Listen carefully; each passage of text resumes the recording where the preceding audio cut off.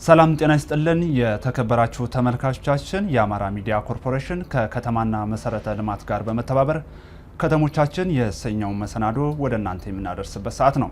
በዛሬው መሰናዷችን በመሰረተ ልማት ግንባታ ላይ ትኩረት እናደርጋለን።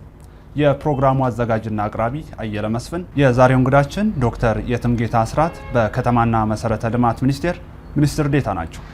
እስከ ፕሮግራማችን ፍጻሜ አብራችሁ እንድትቆዩ በድጋሚ ጋበዝኩ። አብራችሁን ቆዩ።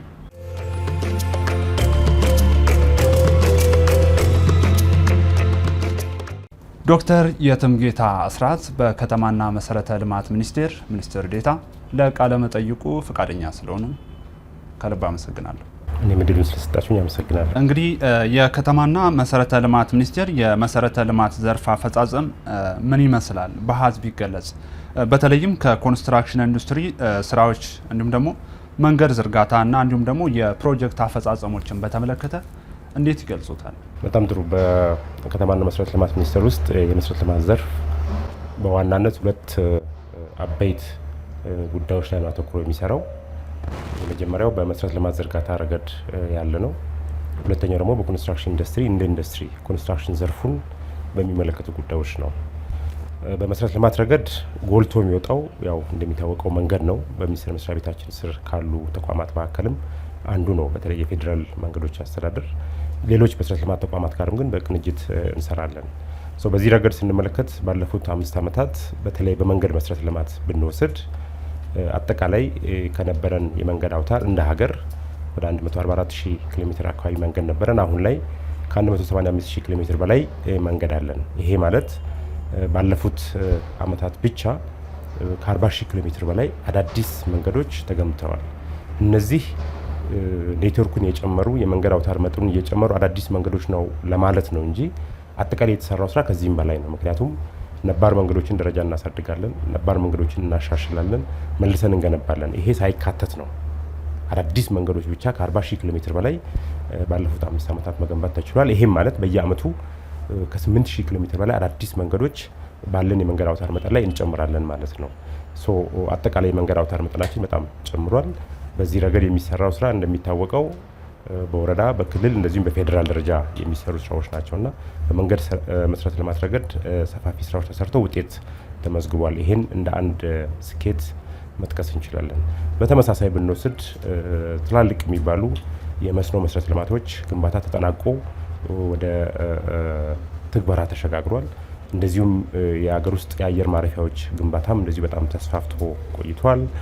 በዲጂታል ኢኮኖሚው በኃይል መሰረተ ልማት እንደሚታወቀው ሀገራችን ከ5 ዓመት በፊት የነበራት አጠቃላይ ኃይል የማመንጨት አቅማችን ወደ 4700 ሜጋዋት ነበር። አሁን ላይ ከ10000 ሜጋዋት ተሻግሯል። ይሄም በተሰሩ መሰረተ ልማቶች ነው እና አጠቃላይ እንደ ሀገር መሰረተ ልማት ለሀገር ያለውን ፋይዳ በደንብ ከግንዛቤ ውስጥ ባስገባ መልኩ እውቅና በሰጠ መልኩ በሁሉም በመንገድም በትራንስፖርት መሰረተ ልማቶች፣ በመስኖ መሰረተ ልማት፣ በዲጂታል ኢኮኖሚ እንደዚሁም ደግሞ በኃይል መሰረተ ልማቶች ሰፋፊ ስራዎች ተሰርተው ውጤት ተመዝግቧል።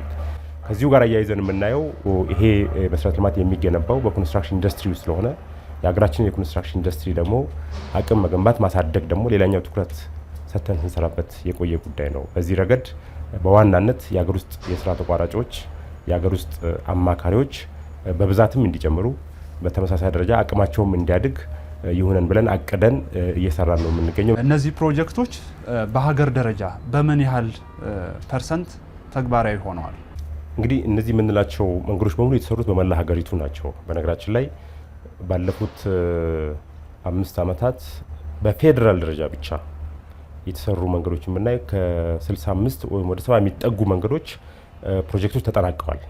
ሙሉ በሙሉ ተጠናቀው ለአገልግሎት ክፍት ተደርገዋል በመላ ሀገሪቱ ማለት ነው።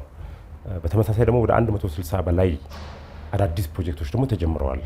ይሄ በፌዴራል ደረጃ ብቻ ያለውን ነው እያነሳ ያለሁት እና እነዚህ በመላ ሀገሪቱ እየተሰሩ ያሉ መንገዶች ናቸው። ከዚሁ ጋር አያይዘን የምናነሳው ለምሳሌ የኮሪደር ልማት አንድ የመሰረተ ልማት ኢኒሼቲቭ ነው። ይሄ ደግሞ በከተሞች አካባቢ የሚሰራ ነው። በዋናነት ያሉ መንገዶችን አዳዲስ መንገዶችን ከመገንባት ባሻገር ነባር መንገዶችን ደረጃቸውን የማሳደግ የማስፋት ለተሽከርካሪ ብቻ የነበረውን መንገድ የእግረኛን ጨምሮ የሳይክል ሌን ጨምሮ አረንጓዴ ቦታን ጨምሮ በደንብ ዘመናዊ በሆነ መልኩ ስማርት ትራንስፖርትን ፕሮሞት የሚያደርግ በሚችል መልኩ በመላ ሀገሪቱ እንግዲህ እንደሚታወቀው ከ76 በላይ ከተሞች የኮሪደር ልማት ተግባራዊ እየተደረገ ነው የሚገኘውና የምንሰራቸው የመሰረተ ልማት ስራዎች በሁሉም አካባቢዎች ሁሉን አቀፍና ህብረተሰቡን በደንብ ከግንዛቤ ውስጥ ያስገባ መሆኑን ማየት ይቻላል ማለት ነው። ከዚህ ጋር አያይዘን የምናነሳው አንዱ የለውጡ መንግስት መፍትሄ የሰጠው ጉዳይ ቀደም ሲል በነበረው ሁኔታ ከመሰረተ ልማት ፍትሐዊ ስርጭት ጋር ተያይዘው የሚነሱ ጉዳዮች ነበሩ። ይሄ አንዱ ጉድለት ብለን እናነሳ የነበሩ በመሰረተ ልማት ረገድ ባለፉት 10 ዓመታት የምንበለው ባለፉት 2 10 ዓመታት የተሰሩ በጣም በርካታ ስራዎች እንዳሉ ይታወቃል።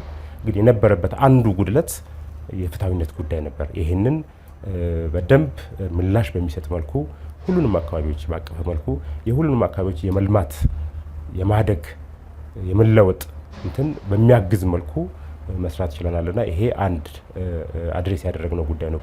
በዚህ ላይ የተሰማሩ ባለሙያዎች ጥራት እና እንዲሁም ደግሞ የብቃት መጠን እንዴት ይለካል? በጣም ጥሩ። የእኛን ሀገር የኮንስትራክሽን ኢንዱስትሪ ስናይ ምን ደረጃ ላይ ነው ያለው የሚለው በብዙ መልኩ በብዙ መመዘኛ ሊታይ ይችላል። እዛ ዝርዝር ውስጥ ባንገባ እንኳን አጠቃላይ የኛ ሀገር የኮንስትራክሽን ዘርፍ የኮንስትራክሽን ኢንዱስትሪ ተወዳዳሪነት ማደግ እንዳለበት፣ መሻሻል እንዳለበት፣ መለወጥ እንዳለበት ሚኒስቴር መስሪያ ቤታችንን በዘርፉ ውስጥ ያሉ ባለድርሻ አካላትም የሚያምኑት የሚቀበሉት ጉዳይ ነው። ይሄን መነሻ በማድረግ እኛ ያደረግነው እንደ ሚኒስቴር መስሪያ ቤት ምንድነው የኮንስትራክሽን ኢንዱስትሪው መለወጥ አለበት በሚል የኮንስትራክሽን ኢንዱስትሪ ትራንስፎርሜሽን ኢኒሺዬቲቭ ቀርጸናል። ተግባራዊ እያደረግን ነው። ከባለፈው ዓመት በተለይ ጀምሮ ይህንን ወደ ተግባር አሸጋግረናል። ይሄ ወሳኝ የሚባሉ ጉዳዮችን የያዘ ነው። ወደ 5-6 አካባቢ ፒላሮች አሉት። አንዱ የመጀመሪያው ጉዳይ በኮንስትራክሽን ኢንዱስትሪው ምቹ የሆነ የቢዝነስ ኢንቫይሮንመንት መፍጠር ነው። ኢዝ ኦፍ ዱይንግ ቢዝነስ ኢን ኮንስትራክሽን አዳዲስ የስራ ተቋራጮች፣ አዳዲስ አማካሪዎች፣ ጀማሪዎችም ይሁን ተለቅ ያሉት ወደ ኮንስትራክሽን ኢንዱስትሪው መቀላቀል ሲፈልጉ እዛ ውስጥ መስራት ሲፈልጉ ምቹ ማድረግ አዳጋች የምንላቸውን ከልካይ የምንላቸውን አስቸጋሪ የምንላቸውን ነገሮች ማቅለልና ኮንስትራክሽን ኢንዱስትሪውን ለሀገር ውስጥም ለውጭም ቢዝነስ መስራት ለሚፈልጉ ሰዎች ምቹ የማድረግ አንዱ ፒላር ነው። ለምሳሌ በዚህ ምክንያት እየፈሩ ያሉ አዳዲስ የስራ ተቋራጮች፣ አዳዲስ አማካሪዎች እንደዚሁም ደግሞ ዘርፍ ውስጥ ያሉ የስራ ተቋራጮችም የተሻለ ስራ የሚሰሩበት እድል እየተፈጠረ ነው የሚገኘው። አንዱ ይሄ ነው። ሁለተኛው በኮንስትራክሽን ኢንዱስትሪ ውስጥ ኤክሰለንስ ማምጣት ብለን ነው የያዝነው። በኮንስትራክሽን ኢንዱስትሪ ውስጥ ልህቀትና ኤክሰለንስን ለማምጣት ወሳኝ የምንላቸው ጉዳዮች አሉ። አንደኛው የሰው ኃይል ጉዳይ ነው። በኮንስትራክሽን ኢንዱስትሪ የተሰማራው የሰው ኃይል የሚሰለጥንበት መንገድ፣ የሚመዘንበት መንገድ፣ ሰርቲፋይድ የሚሆንበት መንገድ መስተካከል አለበት። ይሄን አንድ እንደ ወሳኝ ጉዳይ አድርገን እየሰራንበት ያለ ጉዳይ ነው። አጠቃላይ ስልጠናውን የምዘና ስርዓቱና የሰርቲፊኬሽን ስርዓቱን ማሻሻል ማለት ነው። ሁለተኛው ከዚህ ጋር የምናነሳው የቴክኖሎጂ አጠቃቀም ነው። በኮንስትራክሽን ኢንዱስትሪ ውስጥ የምንጠቀማቸው ቴክኖሎጂዎች የእኛን ሀገርና ነባራዊ ሁኔታ ከግንዛቤ ውስጥ ያስገቡ በዓለም አቀፍ ደረጃ ያሉ ጥሩ ተሞክሮችን ማምጣት የሚችል ጉዳይ ነው። ቴክኖሎጂ ሁለተኛው ጉዳይ ነው። የሰው ኃይል ደመር ቴክኖሎጂ። ሶስተኛ ደግሞ የምናነሳው ግብአት ነው። የምንጠቀማቸው ግብአቶች ሌላ ወሳኝ ጉዳይ ነው ለጥራት። የሰው ኃይሉ ኢምፖርታንት ነው፣ ቴክኖሎጂው ኢምፖርታንት ነው፣ ግብአት ደግሞ ሌላ ወሳኝ ጉዳይ ነው። ለዚህ ደግሞ የኛ ሀገር ብዙ ጸጋ አለን፣ ብዙ የኮንስትራክሽን ማቴሪያሎች አሉ።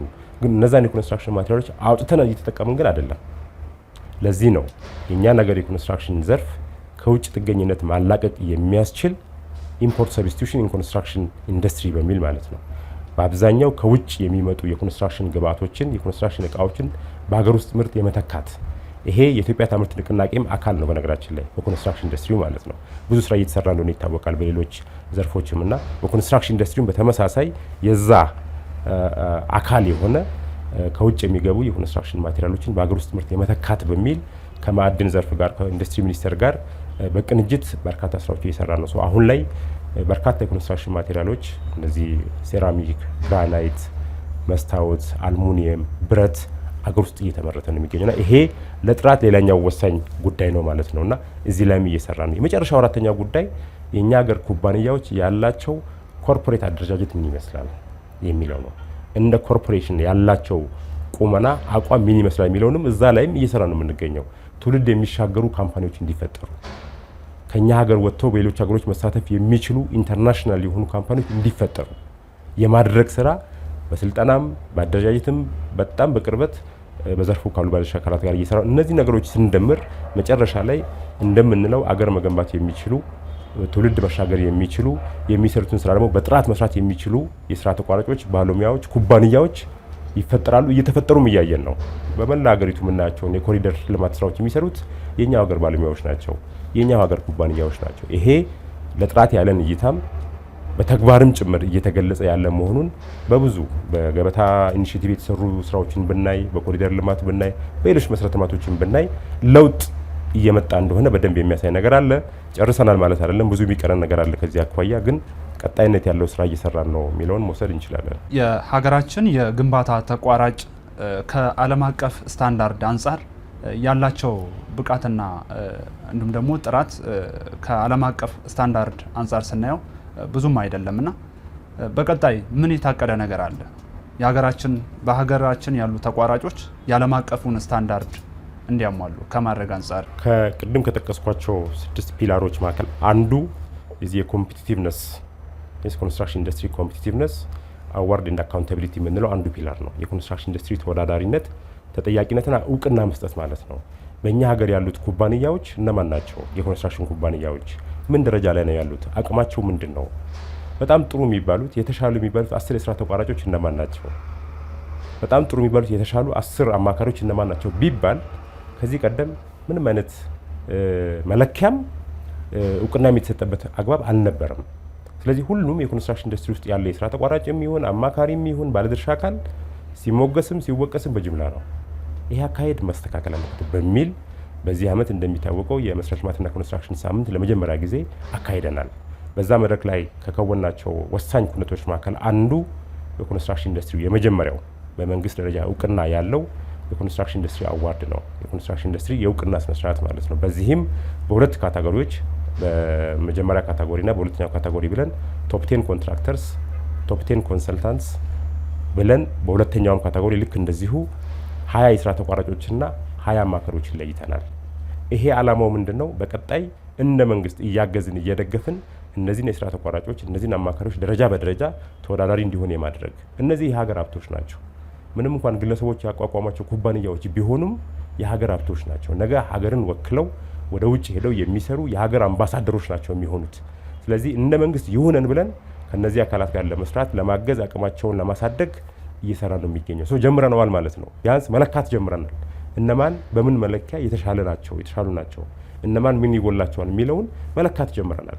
ያለካነውን ነገር ማወቅ አንችልም፣ ከለካን ጉድለቱን ማወቅ እንችላለን። እና ይሄን በዚህ ዓመት ጀምረናል። አጠናክረን ነው የምንቀጥለው።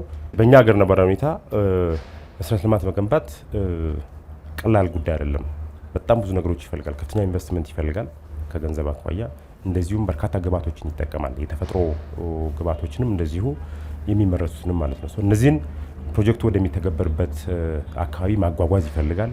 እዛም አካባቢ ያለው ደግሞ አውጥቶ መጠቀም ይፈልጋል። ይሄ የሁሉም ባለድርሻ አካል በየደረጃ ያለውን የመስተዳድር አካል በየደረጃ ያለውን የህብረተሰብ ክፍል ትብብር ይፈልጋል። አሁን ላይ በዚህ ረገድ የሚታዩ ወይ የሚስተዋሉ ክፍተቶች አሉ።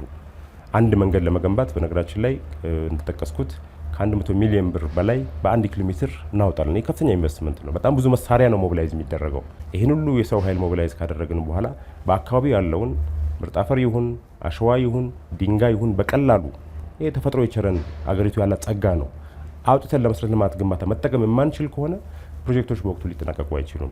ስለዚህ ፕሮጀክቶች አሁን በወቅቱ እንዳይጠናቀቁ ከሚያደርጉ ጉዳዮች መካከል አንዱ ብቸኛው አይደለም፣ አንዱ በየደረጃው ያለ ባለድርሻ አካል ይሄ አስተዳደር አካል ሊሆን ይችላል፣ ህብረተሰቡ ሊሆን ይችላል፣ ያለው የትብብር የአጋዥነት እንትን መሻሻል አለበት። አሁን ካለው ለሀገራችን ልማት ለሀገራችን መለወጥ እነዚህ ነገሮች በቀላሉ አውጥተን መጠቀም ይኖርብናል። በየአካባቢው የሚሰማሩ የስራ ተቋራጮች፣ አማካሪዎች፣ ባለሙያዎች ተገቢው ድጋፍ ተገቢው ጥበቃም ጭምር ሊደረግላቸው ይገባል።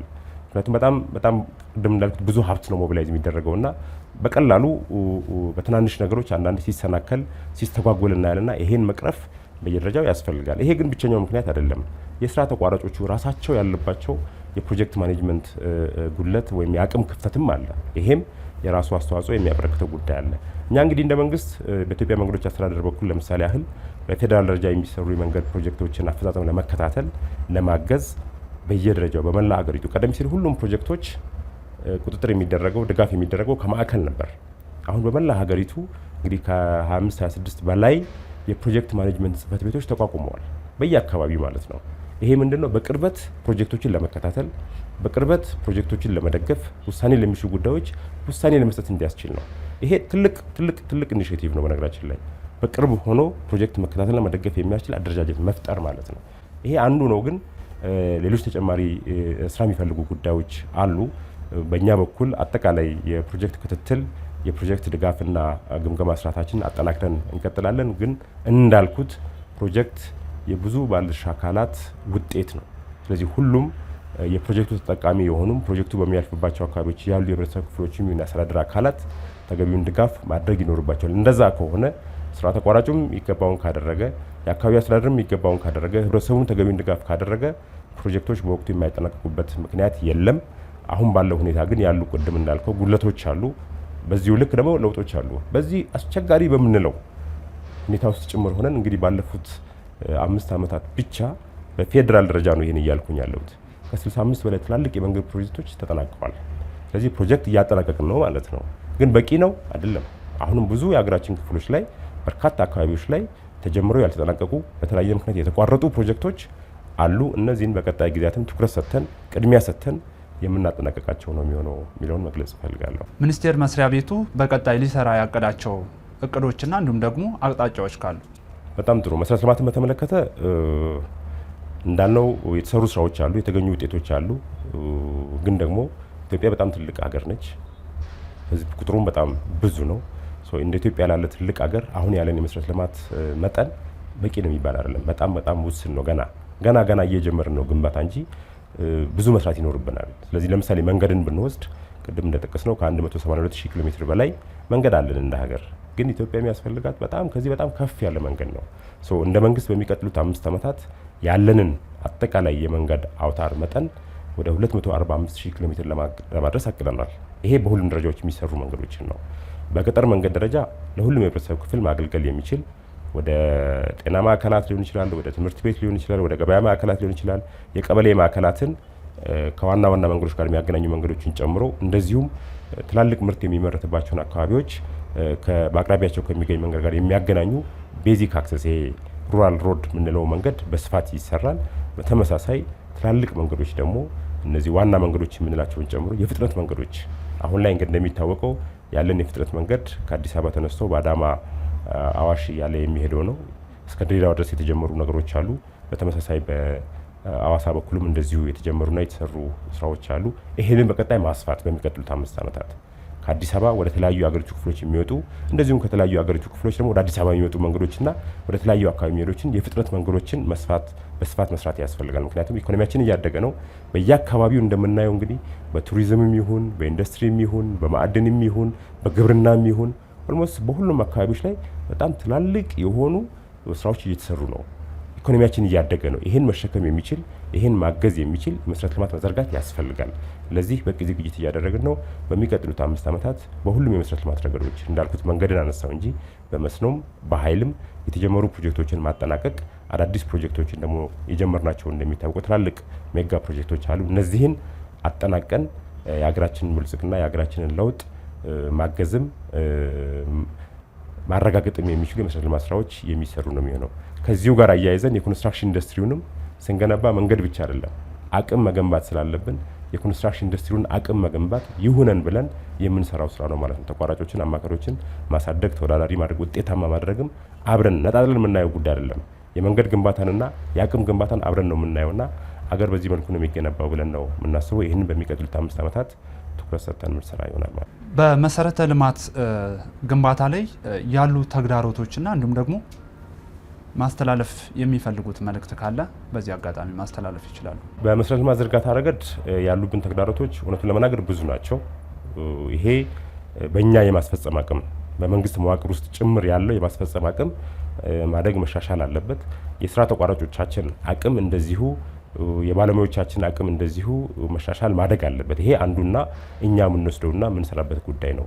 ከዚህ ባሻገር ግን በየደረጃው ያለ በከተማ አስተዳደር ሊሆን ይችላል፣ በወረዳ ሊሆን ይችላል፣ በክልል ሊሆን ይችላል ያሉ አመራሮች የመንግስት መዋቅር ውስጥ ያሉ እንደዚሁም ደግሞ የህብረተሰብ ክፍሎች ለመሰረተ ልማት ግንባታ ፕሮጀክቶች ተገቢውን ድጋፍ ማድረግ ይኖርባቸዋል።